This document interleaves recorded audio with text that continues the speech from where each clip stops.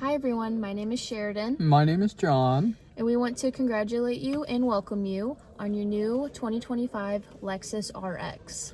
In this tutorial video, we're going to be going over the certain technology and features found in your RX to provide you with a nice little guide just in case Sheridan or I are not available. You have this video to help you out with some of the technology in your vehicle. Alright, on your screen here, at the very top it's going to have this little icon, this little arrow, and that's going to show your Lexus default navigation. And then below this is where you're going to find your radio. So you'll be able to select your AM, your FM, and your Sirius XM. The phone here is where you'll see your phone calls, messages, contacts, if you were to connect your phone to Bluetooth. The vehicle icon, this is where you can see a lot of vehicle information. You got drive mode, seat controls, driving assist, trip information, all-wheel drive system, tire pressure, and also any vehicle alerts will pop up through here as well. Lastly, the settings icon. We won't dive into this a whole lot because there's a lot of information. However, day-to-day would be Bluetooth and devices. If you wanted to add your device to Bluetooth, this is where you would do that. And we can go back here. General is where you can access your date and time. And we have it on the correct time zone and daylight savings currently. And finally, we always recommend checking out Vehicle Customize because this is where you're going to find more in-depth customizations, say for your heads-up display, the timers on your outside lights, and also illumination. And this is where you can change the color for your ambient lighting. So we can choose a blue color here. And then around the vehicle on the top and in the doors, it will show that blue light. So now we're going to be covering the climate control in your vehicle. And the first thing I like to start off with is how do we turn on the climate control? Now the fastest way to do it is you're going to want to come here in the middle of your screen, and we're going to grab the fan speed adjustment and just slide it on over to turn the system on. Another way we're able to do that is by hitting this auto button, and that'll also turn on your climate control. Now I'm going to start off with the top left here, and this first icon is going to be for the airflow on where it's blowing from. In this case, it is going to be directed to our head. Next to that, you're going to have the driver heated and driver ventilated seat controls. And then to the right of that, you're going to have the heated steering wheel. Now coming on into the middle top part here, you'll notice the first one we have in this little box, it says climate. And if you click this right here, it's going to give us some climate shortcuts that we have. First and foremost, we're going to have your climate concierge, which goes by the auto system for the climate. You'll have your S-Flow, which directs air to the occupied seats only. Eco Heat and Cool, which will help you get better fuel efficiency with the climate control. And then lastly, your windshield wiper de-icer. Part of that cold area package, there's a specific part of where your wipers rest on the windshield that will heat up really fast to be able to melt all the ice off of your wipers. The shortcut right next to that is going to be your general shortcuts. So if we click right here, this is going to have a mix match of a bunch of different things from the vehicle, like your frequently used, comfort and convenience. Swipe on over, you'll have your heads-up display options as well as your drive modes. And then lastly, you'll have all of the driving assists readily available to turn on or off. Moving on from this, we're going to have our front to rear climate swap. You'll have your sync button, which will just match both temperatures to be the exact same with each other. And then lastly, you're going to have that passenger ventilated and passenger heated seat controls. Now moving on down over here, on this left side, we'll have that driver side temperature adjustment, while on the far right side is going to be for your passenger's temperature. In between those, you'll have that auto function. You'll have the off for your climate. You'll have your fan speed adjustment through here, recirculation, as well as your air conditioning. And then lastly, you'll have your front defrost on the bottom left, volume control here in the center, and then on the bottom right, you're going to have your rear and side mirror defrost. Moving on down from the climate control, we have your advanced park button, and this will allow the vehicle to park itself. Next to that, you have your panoramic view monitor. Right now it's showing a 360 bird's eye view of your vehicle. And if you press in between the pause and the X, this will give you a 360 ground view of your vehicle here. Then we can turn that off by pressing it again. Moving on down, we have 2 charging ports here for Type-C chargers. Open this up, you have another charger here, and then a USB port here, and then your wireless charging pad here. Moving on down to these buttons down here below your shifter. Right here, we have your brake hold button. So if you're at a stoplight and your foot is firmly pressed on the brake, you can press this button once, and you can lift your foot off of the brake, and that will hold your vehicle in place for you until you hit the gas again. This button here will turn off that automatic start-stop function that comes in the vehicles. Below that, you have your downhill assist, which will keep your vehicle at a constant speed if you're going down some steep slopes. This here is going to be your parking brake, and that is automatic for you. So when you're in park, that is on, and if you go in reverse or drive, that will turn off. This button here is your terrain button. So if you find that you are going through harsher terrain and your vehicle needs help navigating through it, you can press this button and that will help with that. And then above that, we have your traction control off button. So we're going to go ahead and move on to the steering wheel on your new vehicle. And the first place I like to start off with is going to be on the left-hand side of the steering wheel. In this vehicle specifically, we do have the heads-up display equipped. And when the heads-up display is equipped, you're going to have a little bit of a different layout than when we don't.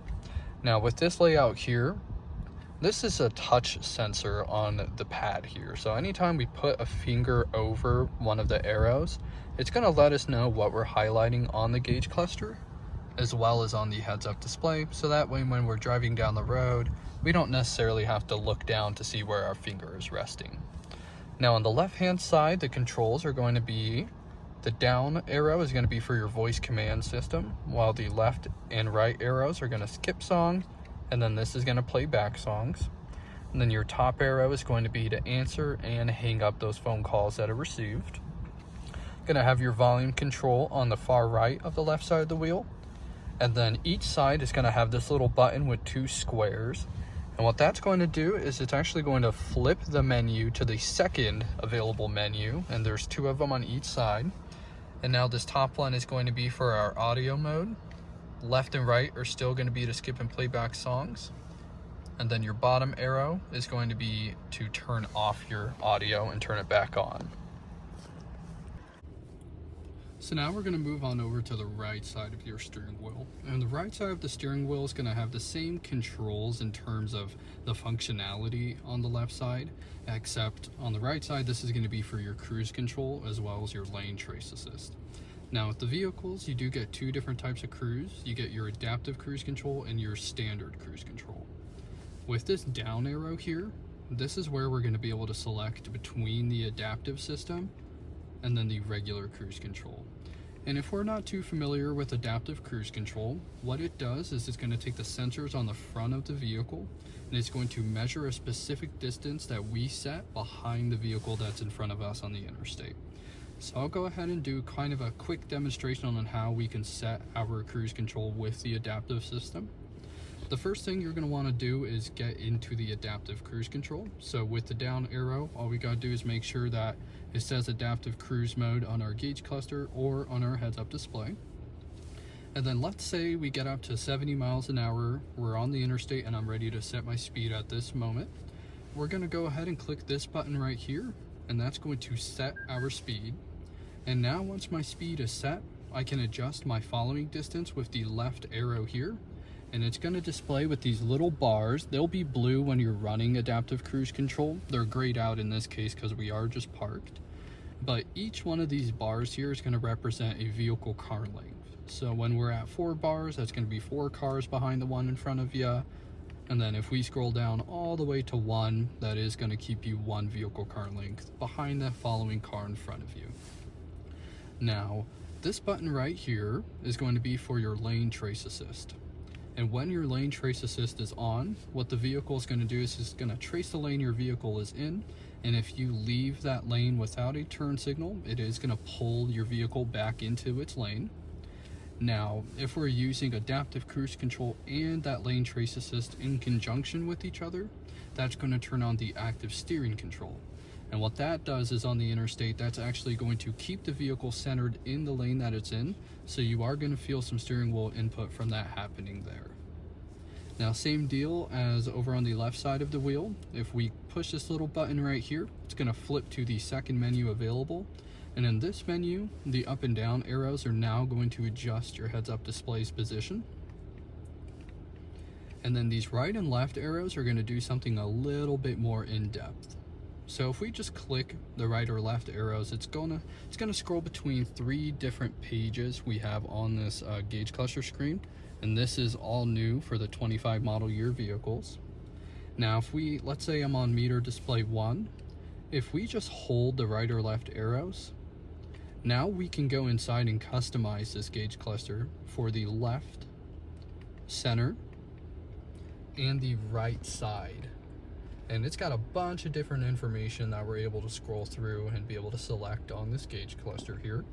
And then let's say this is the customization I want to save. I'm just going to click this button to exit the meter customization. Now I'm going to go ahead and cover over the light stock that's going to be on the left hand side of your steering column. So as you can see right now, we do have the light stock set to the auto function for the lights. So at nighttime, the lights are going to come on for us, but in the daytime, they're going to be off. Now, if we push it down, that's going to put it to the DRL off position, which is for the daytime running lights. Back into auto, and then one above auto is going to be just to have the daytime running lights on. And then one more above that, and that's going to be to turn on the full headlights. However, in most cases, you'll want to keep it towards the auto position. Now, there's going to be a button here at the end of your light stock that can be pressed. And if we cup our hands over here, you'll see this little faint green light, and that's going to be for the automatic high beams. As long as that green light is on, that means the auto high beam system is enabled. So whenever it's super dark out, your car is going to turn on those high beams for you, but at that legal distance required to switch them off when a vehicle passes by, it's going to turn them off for you. And then lastly, we're going to have your fog light setting. We can turn the fog lights on and then back to off.